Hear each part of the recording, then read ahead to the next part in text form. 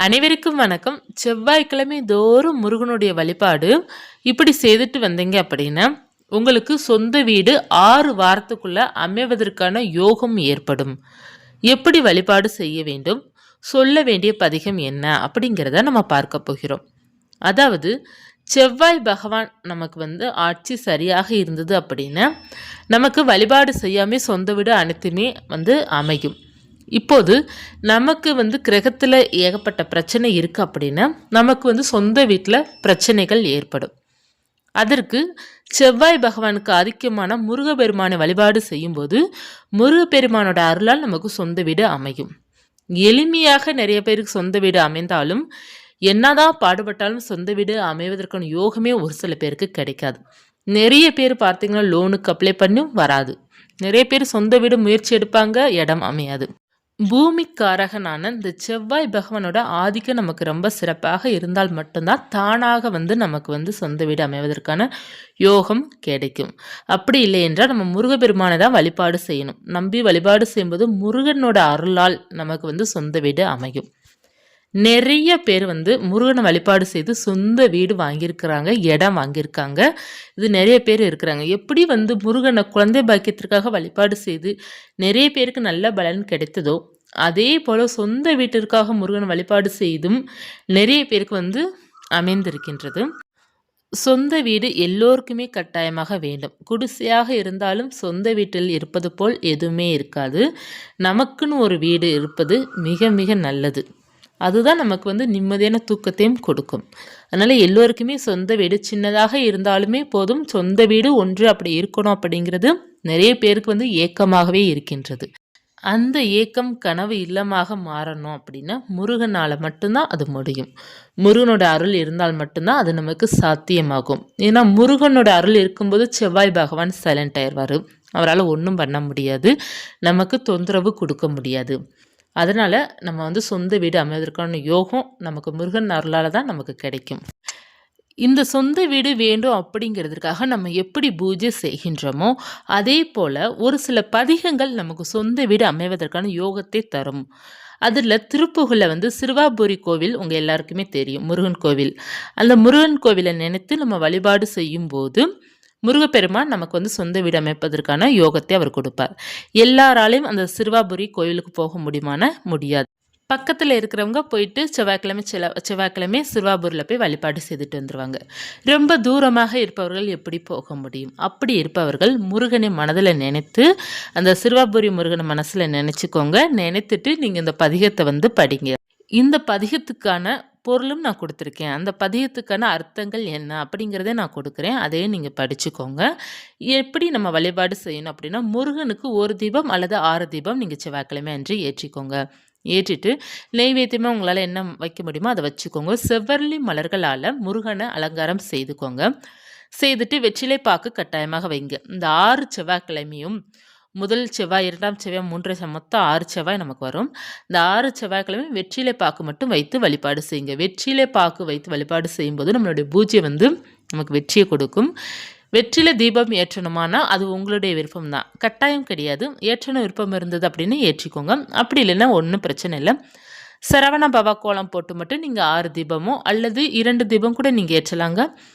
6 தீபம் தான் நம்ம கட்டாயமாக ஏற்றணுமா அப்படிங்கிறதும் கிடையாது. 6 தீபம் ஏற்றுவது சிறப்பு. ஆறுமுகனுக்கு 6 தீபம் ஏற்றுவது சிறப்பு. அப்படி இல்லை என்றால் 1 அல்லது 2 தீபம் நம்ம ஏற்றி வைத்து வழிபாடு செய்யலாம். நெய் தீபமாக ஏற்றலாம். அப்படி இல்லை என்றால் நல்லெண்ணெய் தீபம் ஏற்றி வைத்து வழிபாடு செய்யலாம். பஞ்சு திரி போட்டு தீபம் ஏற்றி வைத்து நெய்வேத்தியம் உங்களால் என்ன முடியுதோ அதை வைத்து தினைமாவும் மற்றும் தேன் கலந்து கூட நீங்கள் வைப்பது ரொம்ப நல்லது. ஏன்னா முருகனுக்கு அது மிகவும் பிடிக்கும் அப்படிங்கிறது கதைகளில் சொல்லப்பட்டிருக்குது. அதனால் அது வைப்பது ரொம்ப நல்லது.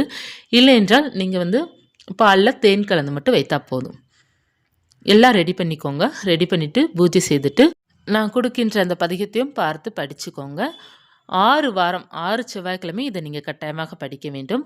இதில் ஒரு வாரம் நமக்கு ஸ்கிப் ஆகிடும் இல்லையா, மாதவிடாய் வந்துருச்சு அப்படின்னா அந்த வாரத்தை மட்டும் நீங்கள் விட்டுட்டு அதற்கு அடுத்த வாரம் இப்போ 2 வாரம் பூஜை செய்திருக்கீங்க, 3ஆவது வாரம் பீரியட்ஸ் ஆயிடுச்சு அப்படின்னா மறுவாரம் செய்யும்போது அது 3ஆவது வாரமாக கணக்கு எடுத்துக்கோங்க. எடுத்து மொத்தம் 6 செவ்வாய்க்கிழமை வழிபாடு செய்யுங்க. இந்த 6 வாரத்துக்குள்ளே உங்களுக்கு விடிவு காலம் நிச்சயமாக முருகன் அருளால் பிறக்கும். நிச்சயமாக சொந்த வீடு யோகம் அமையும், கெட்டுவதற்கான யோகமும் உங்களுக்கு அமையும். முருகன் உங்களுக்கு நல்ல ஒரு இடத்தை அமைச்சு கொடுப்பார். பிளான் நீங்கள் சரியாக செய்வீங்க. உங்களுடைய பிளான் வந்து சக்ஸஸாக முடியும். முருகன் வந்து உங்களுக்கு துணை இருப்பார்.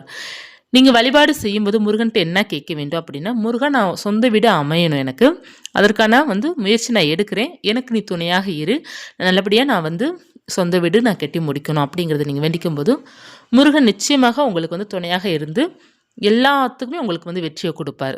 நம்பிக்கையுடன் செய்து பாருங்கள். முருகன் அருளால் நிச்சயமாக சொந்த வீடு உங்களுக்கு அமையும். பூஜை செய்ய வேண்டிய நேரம் செவ்வாய்க்கிழமை காலை 6 to 7, இரவு 8 to 9 மிகவும் சிறப்பான நேரம். செவ்வாய்க்கிழமை மாலை 6 மணிக்கு வழிபாடு செய்யலாமா அப்படிங்கிறத நீங்கள் கேட்டிங்கன்னா தாராளமாக வழிபாடு செய்து கொள்ளலாம். செவ்வாய் ஹோரையில் இந்த வழிபாடு செய்வது ரொம்ப விசேஷம். இல்லை முடியாது அந்த நேரத்தில் அப்படி இருப்பவர்கள் மாலை 6 மணிக்கு செய்துக்கோங்க. செவ்வாய் ஹோரை வந்து செவ்வாய் காலை 6 to 7, இரவு 8 to 9 வரும். இந்த நேரத்தை நீங்கள் பயன்படுத்தி கொள்ளலாம். இந்த நேரத்தில் நீங்கள் வழிபாடு செய்யும்போது உங்களுக்கு நல்ல ஒரு பலன் கிடைக்கும். முடியாதவர்கள் மாலை 6 மணிக்கு 6 செவ்வாய்க்கிழமை எந்த நேரத்தில் வழிபாடு செய்கிறீங்களோ அதே நேரத்தில் வழிபாடு செய்யுங்க. முருகனை சரணாகதி அடைந்து நம்பிக்கையுடன் இருங்க. முருகன் உங்களுக்கு நிச்சயமாக யோகத்தை தருவார். இந்த பதிகம் படிக்க படிக்க உங்களுக்கு வந்து சொந்த வீடு நிச்சயமாக அமையும். முழு நம்பிக்கையுடன் படிங்க.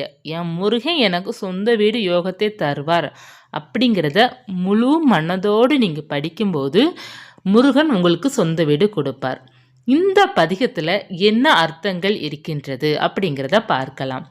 அண்டர்பதி குடியேற அப்படின்னு தேவேந்திரன் மீண்டும் தேவலோகத்தில் குடிபுக செய்து மண்டசுரர் உருமாற நெருங்கி வந்த அசுரர்களின் உருமாறி அவர்களை மடிய செய்து அண்டர்மன மகிழ்மீற அருளாலே தேவர்களின் மனமிக கழிப்படையும்படி அருள் செய்து அந்தரியோடு உடனாடு சங்கரனும் மகிழ் கூற காளியுடன் நடனமாடுகின்ற சிவபெருமான் மகிழ்ச்சி அடைய ஐங்கரனும் உமையாலும் மகிழ்வாக விநாயகனும் உமாதேவியும் மிக கழிப்படைய மண்டலமோ முனிவோரும் எண்டிசிலோ லொலுப்பேறு பூமியில் உள்ளோரும் முனிவர்களும் 8 திசையில் உள்ளோரும் மஞ்சினனும் அயனாரும் எதிர்காண இந்திரனும் பிரம்மனும் எதிரே நின்று கண்டுகளிக்க மங்கையுடனும் அருதானும் இன்பமுற மகிழ்கூற லக்ஷ்மியுடனும் திருமாலும் தம் மகிழ்ச்சியை இன்பமாக கூற மைந்து மயிலுடன் ஆடி வரணும்,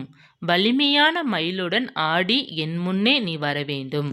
புண்டரிக விழியான தாமரை போன்ற கண்களே உடையவனே, அண்டர் மகள் மணவாள தேவர்கள் வளர்த்த மகள் தேவயானியின் மணவாளனே, புந்தநெறி எறிவாள உயர்த்தோளா அறிவு நிறைந்த மெய்ஞானியே உயர்ந்த புயங்களை உடையவனே, பொங்கு கடலுடன் நாகம் விண்டு பொங்கி கடலுடன் கிரௌஞ்ச் மலையையும் பிளவுபட செய்து வர இகழ்ச்சாடு 7 மலைகளின் வலிமையும் பாய்ந்து அளித்த பொன்பரவு கதிர்வீச்சு வடிவேலா பொன்னொளி பரப்பிச் சுடர் வீசும் கூறிய வேலாயுதனே, தன் தரள மணிமார்ப குளிர்ந்த முத்து மாலையை அணிந்த மார்பனே, செம்பொன்னெழில் செறிரூபா செம்பொன்னின் அழகு நிறைந்த உருவத்தோனே, தண்டமிழின் மிகு நேய முருகேசா நல்ல தமிழில் மிகுந்த நேசம் கொண்ட முருகேச பெருமானே, சந்தமும் அடியேர்கள் சித்தியது குடியான எப்போதும் முன் அடியேர்களின் சிந்தையில் குடிகொண்ட தன் சிறுவை தனில்மேவு பெருமாளே, குளிர்ந்த சிறுவை தலத்தில் வீற்றிருக்கும் பெருமாளே. இந்த பாடலுக்கு இதுதான் அர்த்தம். நீங்கள் பொருள் தெரிந்து பாடுவது உங்களுக்கு இன்னமும் சிறப்பாக இருக்கும் பார்த்தீங்களா? அதனால தான் நான் உங்களுக்கு இந்த பதிகமும் மற்றும் பொருளோடு உங்களுக்கு கொடுத்துருக்குறேன். தினமும் பார்த்தீங்கன்னா பாராயணம் செய்வது ரொம்ப நல்லது. அப்படி இல்லை என்றால் வார செவ்வாய்க்கிழமை இந்த பாடல் பதிகம் படித்தாலே போதும். பூஜை செய்துட்டு நீங்கள் உங்களால் முடிந்த அளவுக்கு இந்த பதிகம் கட்டாயமாக படிங்க, ரொம்ப நல்லது. இந்த பதிகம் படிக்க படிக்க உங்கள் வாழ்க்கையில் முன்னேற்றம் நிச்சயமாக இருக்கும். மற்றும் சொந்த வீடு அமைவதற்கான யோகம் வேண்டும் அப்படின்னு நினைப்பவர்கள் அனைவருமே இந்த பதிகம் படித்து படித்து பாருங்கள், நல்ல பலன் உங்களுக்கு கிடைக்கும். முருகன் பாதத்துக்கிட்ட அமர்ந்து, அதாவது அவருடைய படத்துக்கிட்ட உட்காந்து இந்த பாடல்கள் படித்து பாருங்கள். முருகனுடைய மனம் குளிர்ந்து உங்களுக்கான சொந்த வீடு அமைவதற்கான யோகம் உங்களுக்கு கிடைக்கும். நிச்சயமாக சொல்கிறேன். முருகனை வழிபாடு செஞ்ச அனைவருக்குமே சொந்த வீடு, குழந்தை பாக்கியம் அனைத்துமே கிடைக்கும். நீங்கள் என்ன கேட்குறீங்களோ அதில் பிடிவாதமாக இருங்க. முருகன் எனக்கு கொடுத்தே தீரணும் அப்படிங்கிற நம்பிக்கையுடன் இருங்க. மற்றும் முருகன் எனக்கு தருவார் அப்படிங்கிற நம்பிக்கையுடன் இருங்க. அப்போனா தான் உங்களுக்கு கிடைக்கும். ஒரு வாரம் பூஜை செய்துட்டு எனக்கு பலன் வேண்டும் அப்படிங்கிறத எதிர்பார்க்காதீங்க.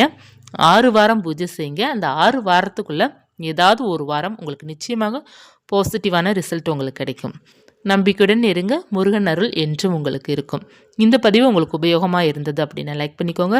இது போன்ற ஆன்மீக தகவல் தெரிந்து கொள்ளணும்னா சேனலை சப்ஸ்கிரைப் பண்ணி வச்சுக்கோங்க. நன்றி.